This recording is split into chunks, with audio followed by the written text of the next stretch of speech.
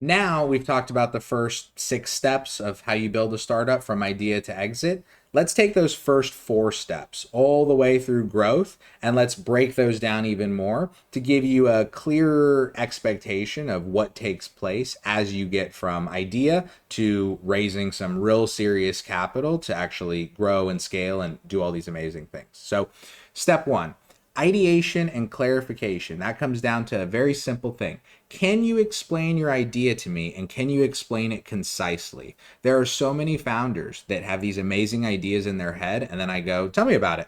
And it's a 20-minute discussion with themselves that I'm listening to that goes nowhere. That doesn't help anybody, right? Write it down, really struggle, spend 10 hours figuring out the 10 words that make it crystal clear what it is that you're building, what you're doing, who you're doing it for. We're going to talk about a whole framework for how to explain things later, but do you understand it? Like, really, really understand it. Step two, idea validation. You've got an idea. I love it. I'm supportive. I need other people other than you to care about it.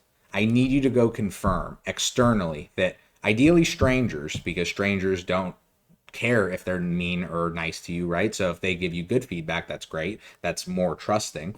But ultimately, I need you to go validate this idea because plenty of people create really amazing sounding ideas in your head that never go anywhere because when you went and validated it, you learned it wasn't worth building. That's fine. Way better to validate something's not worth building than to spend 3 years and 3 years of time, money, attention doing all the things to build a company. It's not worth it. Next is number 3, Slim VP development. Slim VP comes from one simple framework. Whenever I talk to a startup founder and I go, oh, let's build your MVP, they hand me a list of 30 features. I don't do 30 features, not for MVPs. We need the 1, maybe 2, maybe 3 if you're going to twist my arm real hard, like real hard, 3. But it's like, what's the 1 or 2 features that we can provide that someone will go, oh, I'm glad I have this. Because if someone wouldn't say that, honestly, you probably just better call it.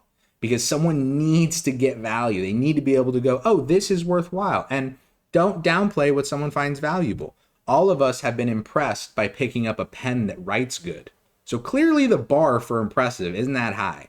All of us have downloaded an app that did one simple feature like calculate the tip more efficiently or be a better to-do list, and our mind was blown for the week. Lower the bar, be nice to yourself, make sure they get value, and make sure there's something there to give them and for them to use. All right, now you've built this thing, step 3.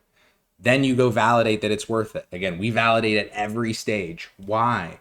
We validate because the more that we validate, 2 things happen. 1, our confidence and self-assurance that we're building something worth building skyrockets. 2, we build customer and business development pipeline. We're building relationships that we can come back to and mine later to give us customers, to give us intros, to recommend us to events, whatever it might be that lets us move forward. Seems like a worthwhile time investment to me. And if I have a great reason for re-engaging them, because at idea stage, I called them on the phone and said, hey, let me run this idea. I've been playing around with some stuff. Then I went away for a few weeks and I built something. Then I go, hey, remember that idea I told you about? I actually pulled a little something together. Can I run it by you and see what you think? And watch them go, oh, that sounds amazing. Tell me about it. They see it. They go, I gotta have this. Let me know when it's out. Congratulations. You have your first wait list. It's amazing. Okay, now you've got your Slim VP validated. Now we go to the capital raise. You'll notice there's an asterisk here. Big reason we have the asterisk is simple. Sometimes people need to raise capital before they even build the MVP or that Slim VP. They go, you know what? In order for me to do this SaaS really requires this one feature. The feature is going to cost 10K to build, 5K to build, whatever it is. I need the money. I don't have the money. It's like, okay, maybe at that point, whether it's a loan, whether it's you loaning your own money, whether it's you getting a loan from somebody else, whether it's you raising a small amount of friends and family money to get this initially off the ground, this is where we get scrappy, right? This is where we get really scrappy, especially early, because this is when you have the least belief in your company. So it's the hardest to raise the money. So you got to make sure that if you're going to raise some money, you really got to have a good reason. Notice how if you've done a lot of really good idea validation work, how at step 2, raising money is a lot easier because you can just show people, hey, I've got 50 people I talked to that love this idea and 30 of them want to try it, and I expect I could charge $100 a month. So look at all this revenue I'm just sitting on. I want to raise $10,000 so that way I can get this built and put out the first version. It's pretty compelling. It's pretty compelling. Let's assume you have your money. Let's assume you're able to self-finance the Slim VP. You go, you get everything ready, you launch it, you get some good validity, and you go, oh, this is amazing. Now I want to launch the real thing.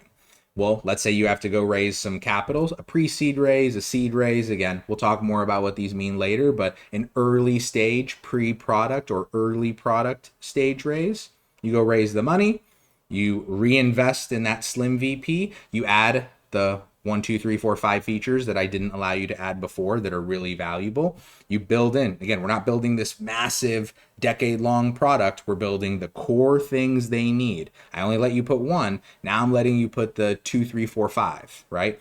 You add those, then we go to market. Now, what does go to market mean? It means give the solution to people and ideally charge them for it. Now, you want to charge them in alignment with your revenue model, meaning if you're going to make money from ads, you probably shouldn't charge them day one.